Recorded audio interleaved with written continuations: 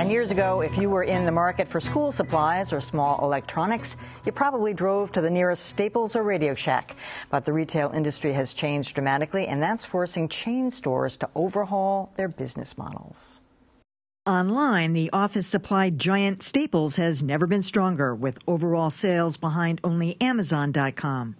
But at the company's physical stores, sales continue to lag. That's why the Framingham-based retailer announced plans this week to close 225 stores, about 12% of its North America locations.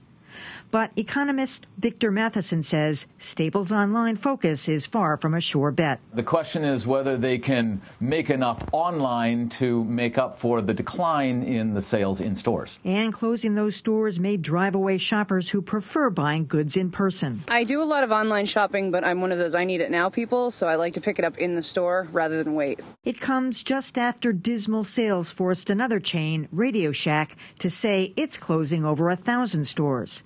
Some analysts openly question whether Radio Shack has time to revamp its stale image, which the company openly admitted in Super Bowl ads. The 80s called.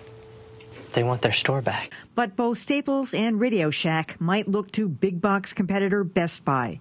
Years of declining sales forced the company to aggressively cut costs in 2012, including the closure of 50 stores. And earlier this year, Best Buy returned to profitability, at least for now. My next guest has a knack for putting these economic stories into perspective. Nancy Kane is a historian at the Harvard Business School. Welcome back to Greater Boston.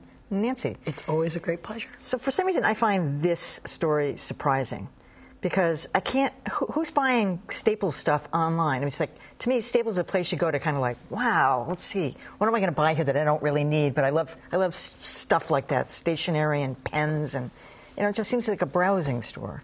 I think, a lot of these large box stores, these big box stores, were intended to be browsing stores. But I think something is fundamentally changing for people. I think the biggest driver in that change has probably been Amazon on the supply side, in which you can get your file folder labels, get your manila files, get your, your printer cartridges right away. They'll deliver in 2 days sometimes, and or a day in some cities, and soon to be same-day delivery if you live in a major metropolitan area. And so when it's fulfillment, right, when it's something you're just replacing, why not do it online? And I think that's a big piece of it. I think there's a second piece, though, and that is that retailing has always been about the new, right, keeping the revolution alive.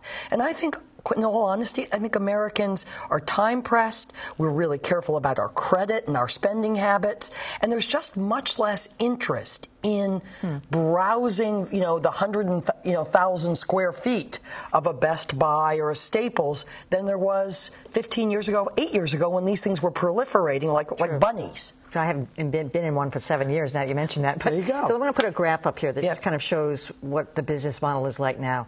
So percentage of online retail sales in 2011 was 7%, but it's forecast, to like double by 20. That doesn't seem like a lot to me either, but it must be the sheer volume of it. It is the sheer volume. I mean, retail sales are, in the trillions of dollars. It's something like 66% of our GDP is consumption. A huge percentage of that is retail sales. I think what's important here is how fast it's growing. So coming out of the recession, America was overstored in terms of consumers' ability to keep on buying things in stores. That slowed and contracted, lots of store closings in 2008 and 2009. And then then again, the expansion began, especially among public companies where they need to keep growing. They need to demonstrate that existing stores are, making the donut, so to speak, producing good sales. But then again, like we have so many stores. Radio Shack's vice president was quoted as saying there are like 8 stores within a 20 square mile radius of my home. So, there are just too many out there is one part of it. And at the same time, again, remember, consumers in the holiday season that just ended, those sales grew upwards of 10% over 2012. Brick and mortar sales grew barely 3%. So even though that's a small number, 7 to 16 over 6 or 7, 8 years, it's still very rapid growth year over year.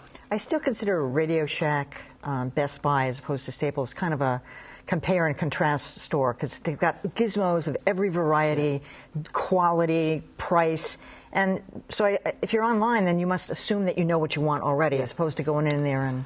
Okay, so guess what? We are doing something called showrooming, where you and I and lots of consumers and the woman in our segment that started off the conversation go into a store because they want to see it, right? Yeah. Or they want it now, but more often than not, I want to see it. Then I go home, get on my computer, get on my smartphone, and say, "Where's it the cheapest?" Yeah, right? And order it from those folks. So electronics, books, office supplies, certain clothing are now, really subject to that. Check it out in store, then go home and hunt and gather for the best price, which as often as not is online. So are the consumers winning out or not?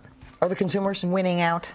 Well, I think we're enjoying the hunting and gathering. Something is lost, though, in the absence of browsing. Stanley Marcus once said that shopping is an inherently social and creative act. It's not creative and it's not social tapping it out on your iPhone, right, or on your Galaxy. So, yeah, we're a little smaller. We have a loss in all this, but it's not clear that we're willing to trade off those things for the inconvenience or a higher price or just the time cost of getting to the store and schlepping around all those square feet. I'm surprised there isn't more shopping done like online. Although I went by a Whole Foods yesterday, I was walking and somebody had been shopping online. There was thousands of grocery bags going out the door. But I mean, is a place like that more immune? So I think any store that's very good. Stanley Marcus again said this 15 years ago when online commerce was just kind of a blip on the horizon. He said the onus will now be on bricks and mortar retailers to create an experience that more than compensates consumers for a higher price or more than compensates them for the costs of shopping. And I think retailers that are really on their toes, Whole Foods, Starbucks, retailers that are constantly thinking, Trader Joe's, what does it feel like in this store? Those folks, Disney stores, right? Those stores are going to be real players and stay real players and continue to grow in store. All right, Nancy Kane, as always, pleasure to have you here. Thank you to have you.